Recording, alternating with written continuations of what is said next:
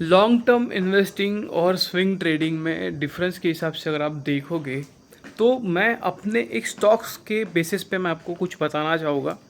अगर आप long term investing अगर करते हो तो लॉन्ग टर्म इन्वेस्टिंग किस तरह से किया जाता है, आपको फंडामेंटली स्ट्रॉन्ग स्टॉक देखना पड़ता है और उसको लॉन्ग टर्म के लिए इन्वेस्ट करना पड़ता है। लॉन्ग टर्म मतलब 5 साल, 10 साल, 20 साल, उस हिसाब से आपको इन्वेस्ट करना पड़ता है, ना कि उसके जो मोमेंटम है, अप साइड में जा रहा है, नीचे जा रहा है, ऊपर जा रहा है, ये नहीं देखना पड़ता है।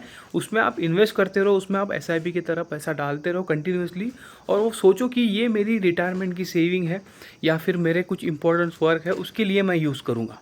ठीक है। उसके अपोजिट में अगर आप स्विंग ट्रेडिंग देखोगे तो स्विंग ट्रेडिंग में आपको पैटर्न फाइंड आउट करना पड़ता है। आपको देखना पड़ता है कि वो सपोर्ट एरिया पर है, अच्छा खासा उसने पैटर्न कुछ ब्रेक किया तो मैं उसको लूँगा, कुछ समय के लिए लूँगा। उसके बाद में मेरा टारगेट जब आएगा तो मैं उसको निकाल दूंगा, या फिर मेरा स्टॉप लॉस जब आएगा तो फिर मैं उसको निकाल दूंगा। तो उसी के बेसिस पे मेरा एक विप्रो का स्टॉक था। ठीक है। विप्रो में मैंने एज अ स्विंग ट्रेड के हिसाब से लिया था। विप्रो में मैंने पैसा डाला था मार्च मंथ में। ठीक है। मार्च मंथ के बाद में उसने मुझे ऑलमोस्ट दिसंबर तक कुछ रिटर्न नहीं दिया।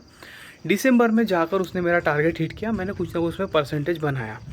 अब वो एज अ मैं लॉन्ग टर्म की तरह अगर देखता, उसमें मैंने पैसा लगाकर अगर छोड़ दिया होता तो अभी करंट कंडीशन में अगर देखेंगे तो जहाँ पर मैंने बाय किया था वो उसके भी नीचे है। ठीक है। बट उसने मेरा ना स्टॉप लॉस हिट किया था, ना मेरा टारगेट हिट किया था। जब टारगेट हिट किया मैंने उसको बुक कर दिया। उसके बाद में मुझे अभी फिर से उसमें एज अ अपॉर्चुनिटी दिख रही है कि हाँ वो फिर से उसी लेवल पर है।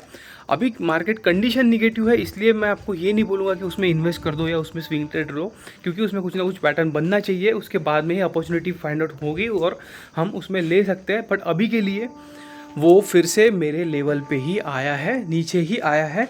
तो इस तरह से स्विंग ट्रेड में आपने पैसा कमाकर उसको छोड़ दिया। ठीक है। निकालना भी ज़रूरी होता है जब टारगेट आता है, तो आप ये नहीं बोल सकते। और मैंने टारगेट जब बुक किया उसके बाद में और थोड़ा सा ऊपर भी गया था वो, तो बट मेरा टारगेट वहाँ पर था, क्योंकि वहाँ पर ओ आई बिल्डअप जो है वो था अच्छा खासा स्ट्रॉन्ग, रेजिस्टेंस एरिया का था उसके लिए। तो फिर मैंने वहाँ पर ही उसको निकाल लिया। उसके बाद में थोड़ा सा ऊपर जाने के बाद में वहाँ से फिर से जब मार्केट क्रैश हुआ, मार्केट मतलब नीचे गिरा, तब वो भी स्टॉक नीचे आ गया। तो इस तरीके से स्विंग ट्रेड किया जाता है।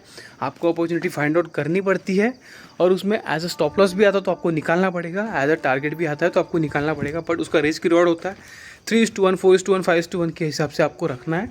आप अच्छा खासा प्रॉफिट उसमें कमा सकते हो।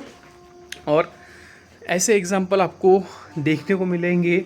मैंने JSW एनर्जी का भी आपको दिखाया था, वहाँ पर हमारा स्विंग ट्रेड के हिसाब से था, बस उसने 3 दिन में ही कंप्लीट कर दिया। तो 3 दिन में अगर मुझे रिटर्न मिल गया तो फिर मैं क्यों रुकने वाला उस पर, और ज़्यादा लालच नहीं करना है। तो इसलिए स्विंग ट्रेड थोड़ा डिफरेंट होता है।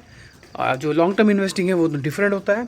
तो लॉन्ग टर्म को आप लॉन्ग टर्म की तरह ही देखना है। उसको हर बार आपको टर्मिनल ओपन करके देखना नहीं है कि अभी ये क्या कर रहा है, कहाँ पर जा रहा है, ऊपर जा रहा है, नीचे जा रहा है, ये उसमें देखना नहीं होता है। लॉन्ग टर्म आपको बस इन्वेस्टिंग करना पड़ता है, अच्छे स्टॉक पहले ही फाइंड आउट करना पड़ता है, उसके बाद में उसमें पैसा डालकर छोड़ देना पड़ता है। बस स्विंग ट्रेड में आपको अपॉर्चुनिटी फाइंड आउट करनी पड़ती है।